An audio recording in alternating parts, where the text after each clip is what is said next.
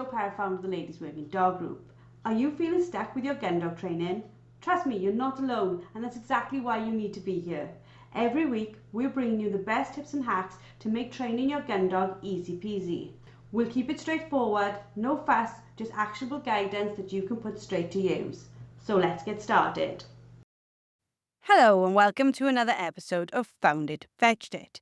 This week we are going back to our archives to an episode we put together 4 years ago now. This episode is all about how to get your dog ready for fireworks evening. Fireworks can be something that can be incredibly stressful for dogs, and especially with the fact that for many areas, these fireworks will now start long before the actual evening itself. It used to be that you'd only hear fireworks on the 5th of November, but now we get to hear them way before Halloween, and for many dogs, this can be incredibly frightening. You may see on social media posts things like, it's the same as shot, but it isn't the same as shot. It's not just bonfire night that we hear this now, we also hear it on New Year's Eve, people's weddings, and other huge events. So get out a notepad, get a pen, and start taking some information from this fabulous episode where we talk all about how you can get your dog prepared. Welcome to this video on how to manage your dog through fireworks. Please welcome to the screen, to the group, the Ladies Working Dog Group featured experts, or some of the Ladies Working Dog Group featured experts. We are going to cover in this short video how to manage your dog around fireworks. Now, it's only a short amount of time until bonfire night, and for many of you, this whole season, this whole section of time is really worrying because you're very concerned about what your dog's going to respond to, how your dog is going to feel, and certainly if your dog has got situations or got problems already, it's even more worrying for you. So ladies, thank you all for coming. I've got on the call with me tonight Emma Stevens, Jay Alcock, Abby Reid, Gemma Martin and Claire Denya. They are going to impart to us their absolute wisdom around this topic. Who would like to start with, what are the signs that people should be looking for to say that the dog is having a challenge, a bit of an issue with fireworks? What are they all running around the room frantically, or is it different things that you should be looking for that may be quite noticeable or quite not noticeable? If I say a few that I had with my dog, and then the others could all share things they've seen personally, because I think it's so variable from dog to dog.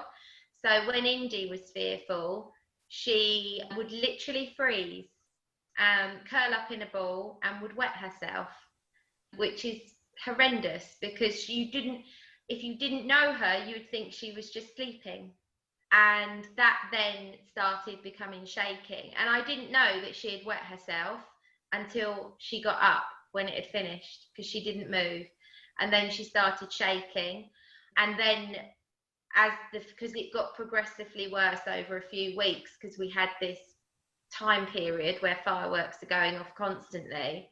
From that, it started with vocalization as well. So frantically barking at the air indoors, like at the ceiling. But the initial things were very subtle. And I was like, oh, that's strange. Indy's like up and not moving, and there's all this sound outside, and she was actually traumatized and didn't move. Yeah, and I think that's so important to show that there is this massive. It's very similar to the pyramid of aggression, that you do get this pyramid of fear as well. That it's the signs in a real early stage are very subtle. It can be lip licking, it can be going and standing in a corner, it can be lying down and not moving at all, which to a lot of owners, whale eyes and all of that sort of stuff, taking themselves off into the bed and things like that. And if you didn't know that dog, you would think, oh, it's just taking itself off into its bed, it's just a bit tired, or oh, it's just in a deep sleep, it's just not moved, or and loads of different kind of reasons that you put to this dog that actually it isn't scared, it's just having an off day or something like that. And then what happens is, if those behaviours are ignored, the same as aggression, if aggression's ignored, you go up this level and it gets a bit worse, and then up this level and it gets a bit worse, and then you've got obviously what Claire said right at the end, which was this vocalization just at thin air, because almost all of those underneath haven't been. With fear, it's slightly different because it's not, especially with firework night. It's not something that you can stop and jump in on and prevent. So those behaviours have effectively been ignored because of the situation that they're in, not because an owner's not done something about it. But you get this kind of escalation up into the point where they're right up here. It's very difficult to get them to recover and calm back down again. Yeah, the cortisol just keeps getting flooded in, doesn't it, over and over again each time, to the point that they can't cope with it and they spill over into work. How long it takes a dog's adrenaline and everything to come down. You're talking days when the fireworks are repeating night after night for a progressive time. You're like, and sometimes within a night. So you'll have one little flurry of fireworks and then they'll start to relax thinking it's ended, and then you'll have another, and it's quite unpredictable, isn't it? Like, depending on, because you don't know what all your neighbours are going to do. So you don't know when they're all going to happen either. Yeah, and you're just filling this bucket up continuously until the point where it overflows, and then on top of that you're going up this kind of pyramid of scale of their behaviour. And usually lots of people don't do anything or realise their dog is stressed until they're at a point where they're almost screaming in your face, I'm really stressed about this, because the subtle signs aren't necessarily picked up on. And some dogs will even become destructive, won't they? Through it. They will destroy the house if they're left alone. Through fear, you've got to think how traumatized a dog must be to be in that state of mind to do those sorts of things. One of the other signs as well, excessive drinking. Some dogs tend to drink a lot when they're stressed. That's what I was going to say, and pant a lot. So what Nova did, she buried her head. I could see her body going. She was her heart rate was up very fast. This was quite an extreme reaction in the first instance, but then she just drank so much.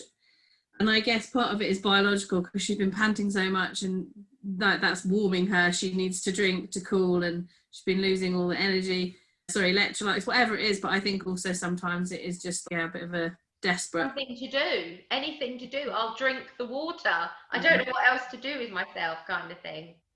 Yeah, it's almost bordering on that destructive thing. They'll go and do something just to be doing something, rather than, if you get stressed, some people keep busy and some people sit and don't do anything. Dogs often self-harm when they're afraid, anxious, or in pain, but with fear with fireworks. So excessive licking of themselves to the point that they'll lick themselves raw, or nibble themselves raw.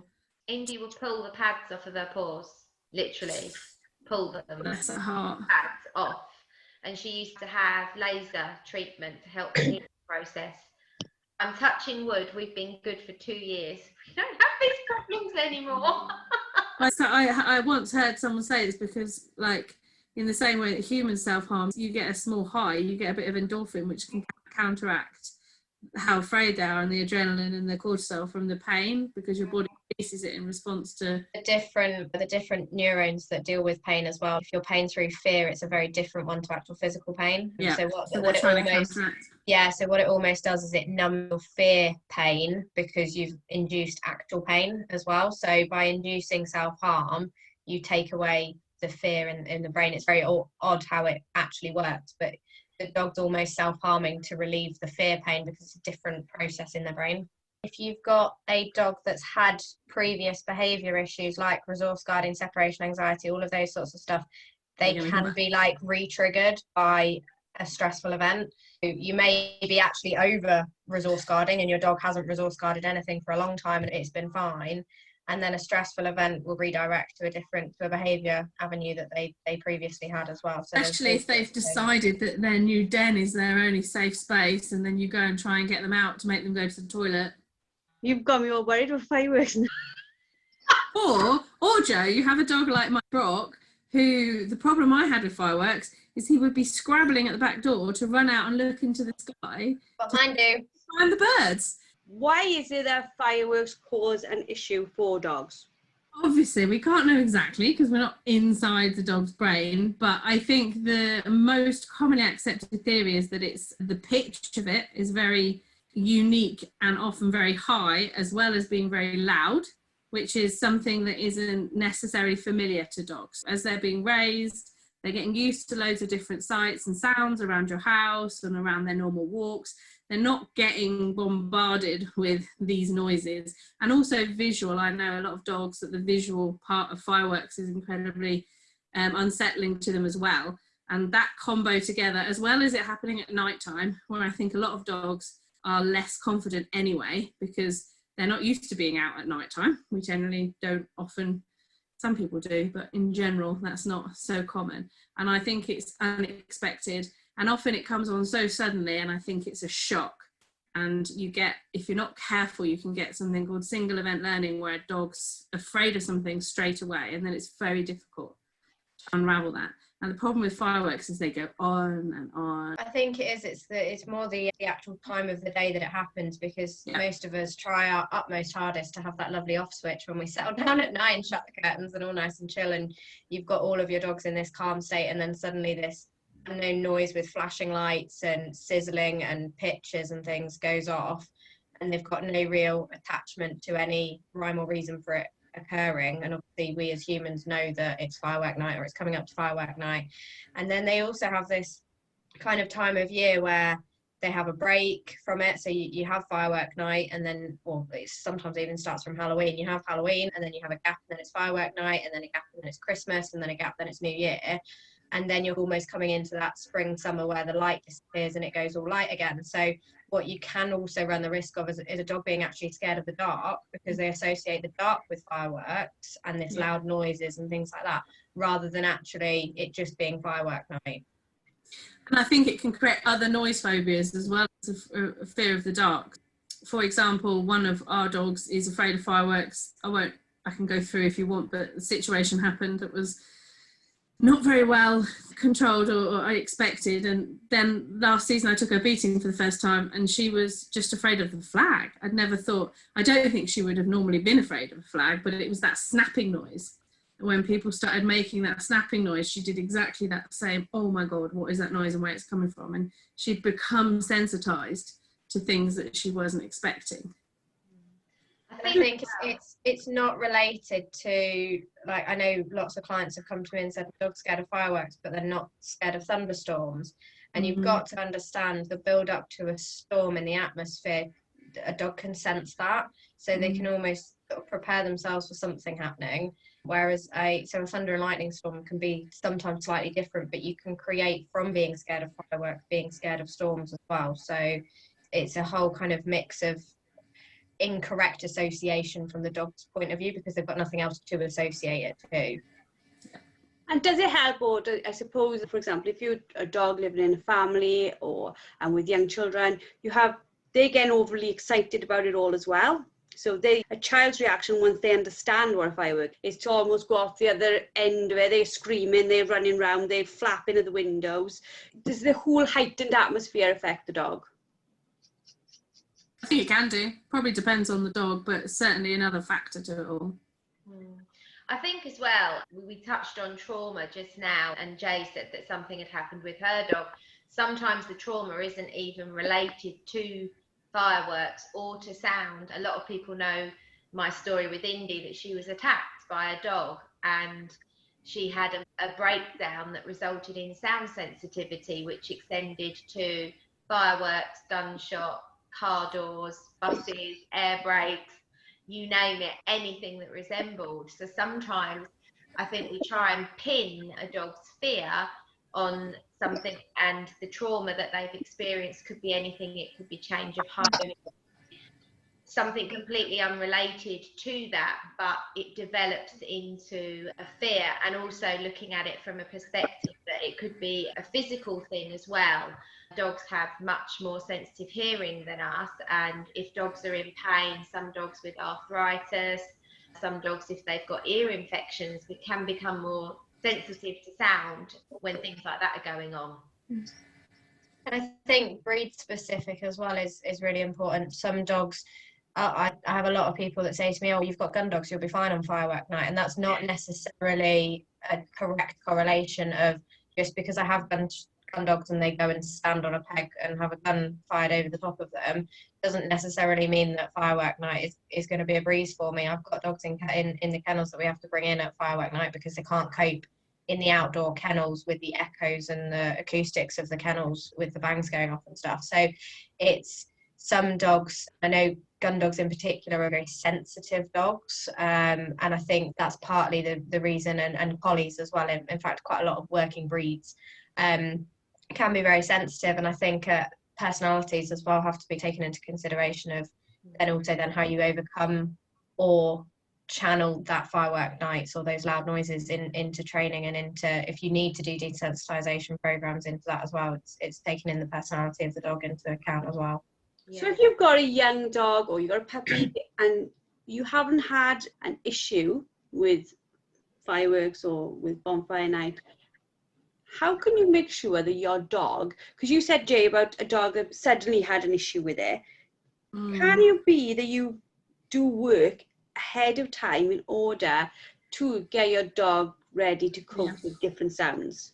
Yeah, when we breed litters, we play the noise to them when they're in the nest, because that's when they've got mum, they've got all the pheromones that mum gives off that basically is helping them to deal. Obviously, there are periods within the time they're in the nest where they all become a bit more sensitive, and you would avoid those periods. But broadly speaking, they're quite receptive to learning new sounds. We play the sounds of all sorts of different things to them when we have puppies on the ground. But when you get your pup home, it would be good. It's good to just play sounds of traffic, sounds of thunderstorms, sounds of gunshots, sounds of fireworks quietly. So they're there in the background, but they're not loud enough to cause any kind of shock or fear, a reaction that could be negative.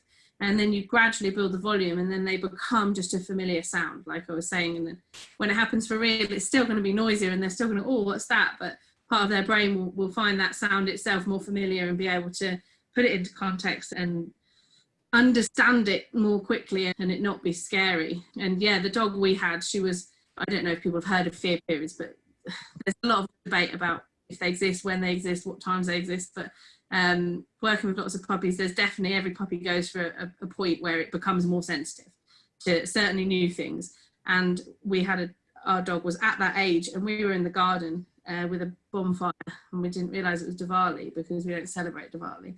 And a house 2 doors down just let out the biggest fireworks sequence literally right behind us. And the worst thing was, not only did that terrify the dog in the moment, but then she ran in the house, and then we were all outside. So she then felt she needed to run back out to get us because we hadn't been able to get in time. And it happened once. And I've spent the next 2.5 years working on it. And it's much better, but it's very difficult. So we get them when they're young, definitely. Do a proactive plan to make fireworks not scary. There is an app that I have on my phone which I recommend to puppy owners. It's called Pup School. I don't know if you've heard of it. And they've got a sound part on that app, so you can have it on your phone so you can play it in the garden. But I also have these discs that I recommend people, sound therapy for dogs, which I ordered from Amazon. And this one here is scary noises. I think the idea is they're not meant to be scary. And the other one is specifically for gun dogs. So it's everything they might come across on a shoot, from tractors and backfiring to birds, and to things like the flags, because as you touched on, Jay, earlier, some dogs, the sound thing really does travel. And gunshots, so they're quite good things to have in the house to play on the build up as well. Like I tend to, if somebody's got a dog that is sound sensitive, I will tell them to start prepping in the summer. Don't wait until the end of the summer, September, October, and then go, oh no, it's nearly fireworks season again. I'd better do something. You need months if you're going to work with desensitization. You've got to plan for it. So obviously we haven't got months now, we've got a week. What can you do then? So we've thought of a way of being proactive when we've got more time. If we haven't got more time, what things can we be doing to make the night easier for all dogs? I think the main thing I would say is that you almost want the whole evening to be what I would call a non-event. So a non-event for the dog. So it's not something that they need to feel worked up about. So I think if you're rushing around the night of firework night, trying to sort out a bed for them and get everything ready, the dog's going to know something different is occurring and changing. So if you've not got the weeks to get ready from a desensitization to the actual noise point of view, you still have the weeks to get ready in the house. So things like adaptil plugins or pheromone plugins, they can work for up to, you want to be plugging them in between 6 and 4 weeks before a stressful event of some description, if you know your dog's already getting stressed by something. And you can play those noises at very low volume and start increasing them depending on how the dog is obviously responding to it. But you want to be trying as much as you can, if you know that your dog is going to be stressed by it, that you want to be saying, like Claire said, in the summer really is where you want to be prepping your dog for it. But the fact that we've got a few weeks, the main thing is I would say start walking them at night or spending a bit of time in the garden playing with them, like just in the dark. Take them outside while we've not got fireworks going on, take them out and feed them outside in the dark, so they're just at least used to the dark. So if you end up walking and you're caught out and there is a firework that goes off, you've only got the actual firework to deal with, rather than the fact that they're not used to being out in the dark and there's fireworks as well. So I've told all of my clients recently, a couple of times a week, start walking them out in the dark or just playing in the garden with them in the dark, so they're just getting used to it. Because the pups that I've got coming through now will have been born in sort of February, March time. They haven't had the dark yet, they haven't had a winter, so it's important that they get desensitized to the whole point of winter and the dark and all of that sort of stuff, because it's going to come a point where they're being walked in the morning in the dark and they're being walked in the evening in the dark, and if suddenly that goes from being in the light to the dark with no sort of transition into it, it can be quite daunting for them. Mm-hmm. So if we've done all those things that we've chatted about to get them ready, but then on the night they're not responding well and they are really starting to get upset by it, what should we do? I'd stick with what Emma says, keeping it a non-event as much as possible. So you want to be as calm as you can. You're going to be distressed if you see your animal distressed, but you've got to like self-talk yourself. As a human, we can do this and keep ourselves as calm as possible, and don't ignore them. So I have heard in the past people say, if your dog's afraid and it's coming up and seeking attention, ignore it, don't give it any attention, because you'll just reinforce it. But you can't reinforce their fear, can't reinforce an emotion like that. You don't want to be afraid with them and go, oh baby, don't worry, it's going to be okay, and give them lots of extra fuss, but just treat them like you normally would. I think that they do well with comfort, in the same way as a scared child, they sometimes just need you to rub their back. So I would say, but if they don't want to touch them, don't touch them. Go with what your dog says.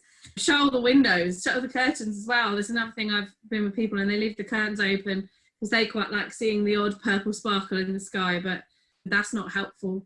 And also shutting the curtains can muffle the sound a little bit, as well as the sight. And just put telly on or radio on, so the noises outside are less conspicuous. The only thing that I would perhaps add, I don't know if you can hear me, my phone's gone a bit funny, is I think we mentioned putting the TV and the radio on, but I'd actually turn them up higher.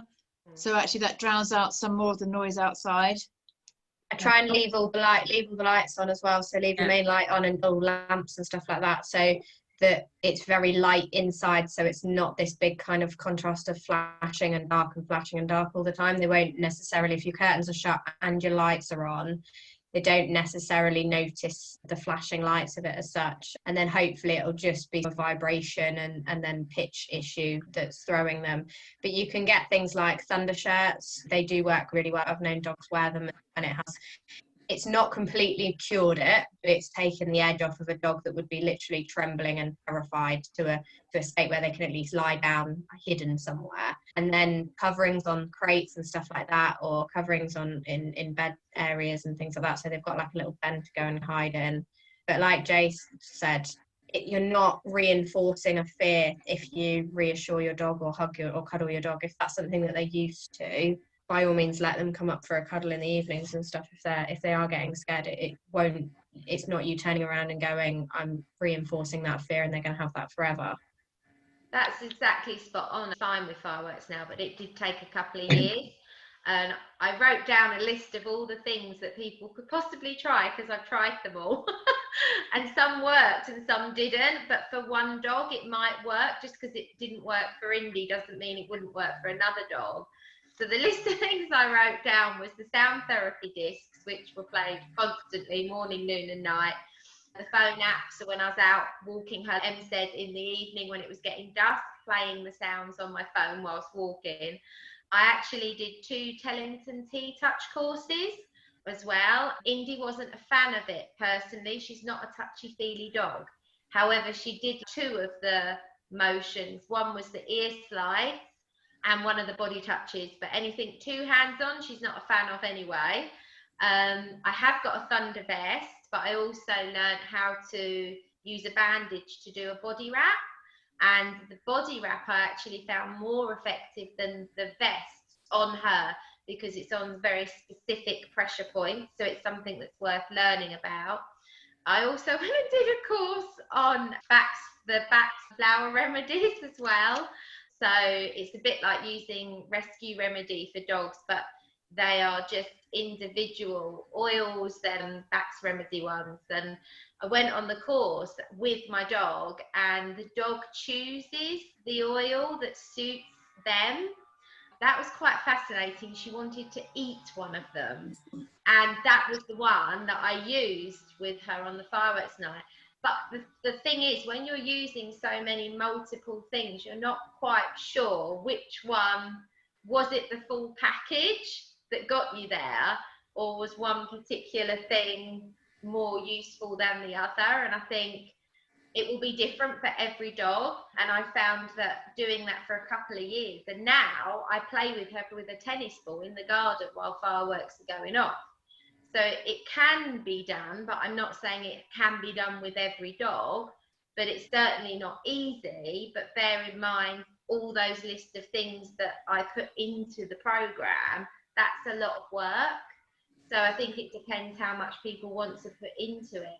I went for the Bach's remedy, but some people use aromatherapy, essential oils, homeopathic one. I just went with the Bach flower rescue ones. But they're just ideas for people to look into. Yeah, they mentioned about using a sedative drug. I can't remember which one it was, but I thought, from a behaviourist, I was like, hang on, but won't that be bad? Because if sedative and I hate using sedatives for fear-based stuff, because if you've ever been sedated yourself, you are very aware of what's going on around you, but you cannot do anything about it.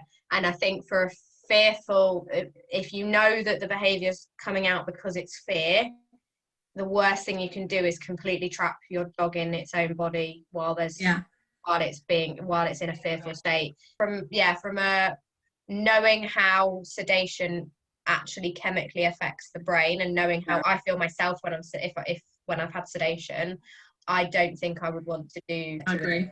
So yeah, no, that would not be something I would ever really recommend.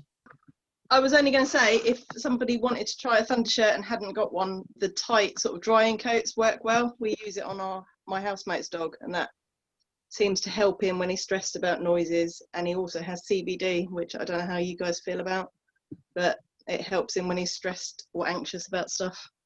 So is that CBD can be used for dogs?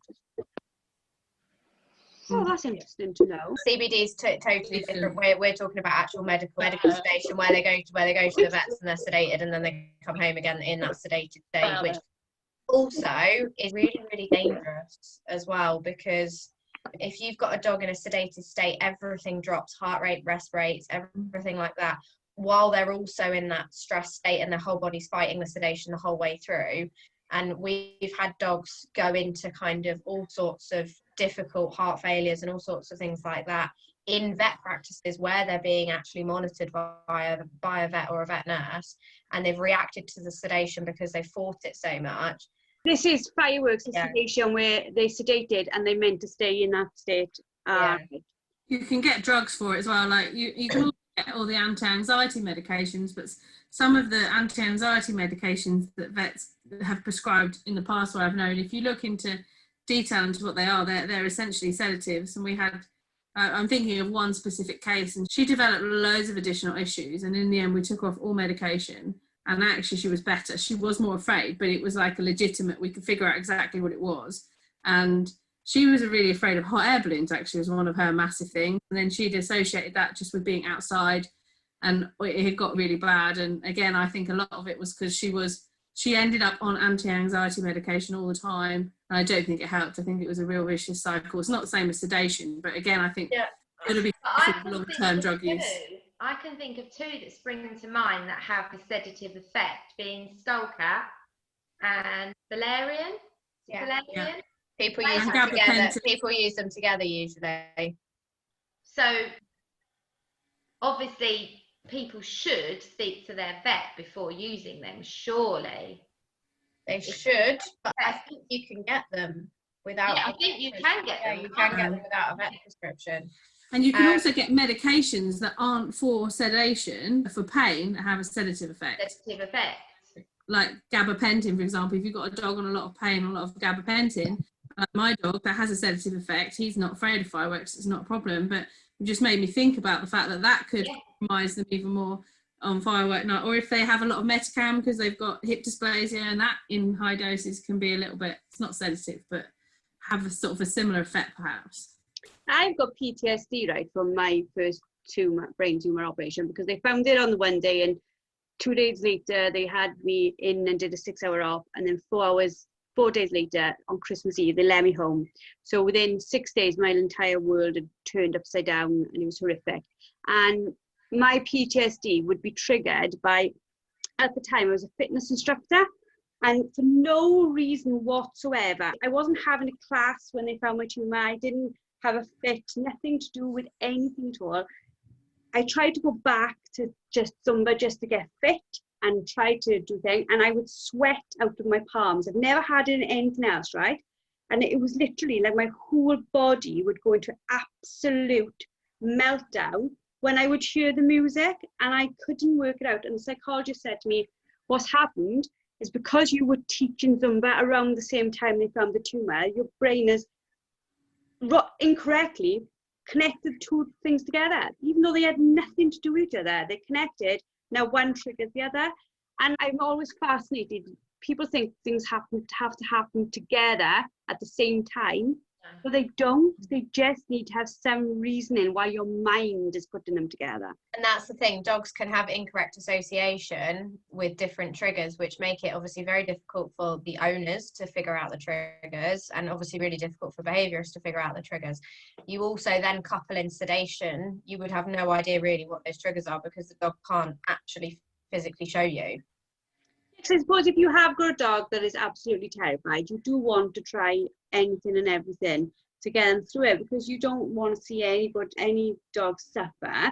What we're saying is proactive if you've got time, from literally from birth, using the time to make sure you're getting your dog used to the sounds.